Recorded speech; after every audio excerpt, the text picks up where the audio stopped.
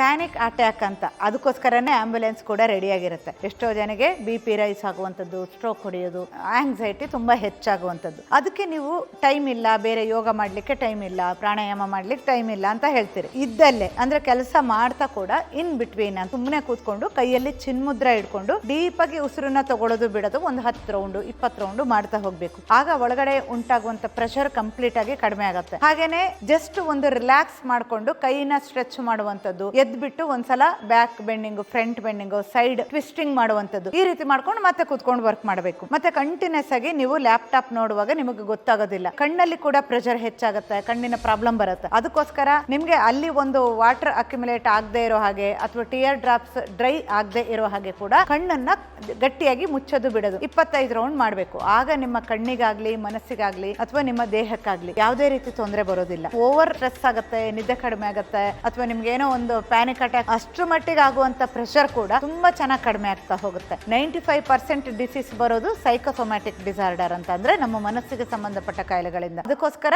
ಇದನ್ನ ಮಾಡ್ತಾ ಹೋಗಿ ತುಂಬಾ ಚೆನ್ನಾಗಿ ಸರಿ ಹೋಗ್ತಾ ಬರುತ್ತೆ. ನೀವು ಕರೆಕ್ಟ್ ಆಗಿ ಫಾಲೋ ಮಾಡಿದ್ರೆ ಯಾವುದೇ ರೀತಿ ತೊಂದರೆ ಬರೋದಿಲ್ಲ. ಎಲ್ರಿಗೂ ಒಳ್ಳೇದಾಗ್ಲಿ. ನಮಸ್ಕಾರ.